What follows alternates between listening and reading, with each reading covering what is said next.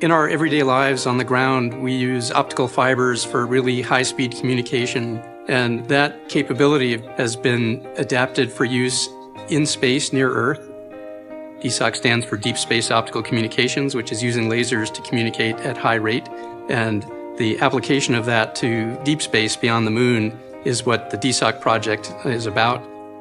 Primary objective is to give future NASA missions the tools for returning data at much higher rates. The signals travel at the speed of light, so they come just as fast as they do for the microwaves, but you could send more data in the same time of a pass for the same spacecraft resources. The notion of being able to communicate, to have video to astronauts on Mars is actually part of the vision that NASA has for optical communications.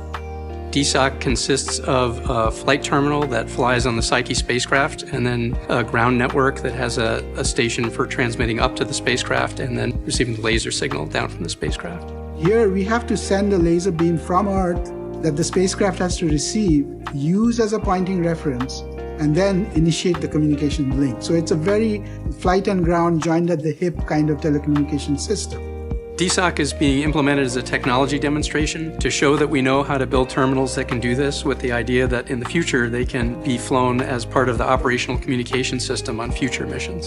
And we designed the terminal to operate out to about Mars' farthest distance. And Psyche on its cruise actually does a Mars flyby, so it's an excellent vehicle for the demonstration of deep space optical communication.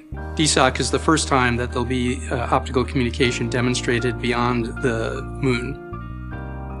The leap that DSOC is taking is huge. I can't express in words, what this will mean to actually see bits that were transmitted from deep space spacecraft received on the ground, and we can verify that, hey, we got the bits that you sent, here they are. Before that moment of elation and joy, there's a lot of work that we still need to do and think through. And so this is a stepping stone for a future operational capability that NASA is committed to. There's a lot of activity in space and a lot of collaborative work that goes on, and it's very exciting to be part of.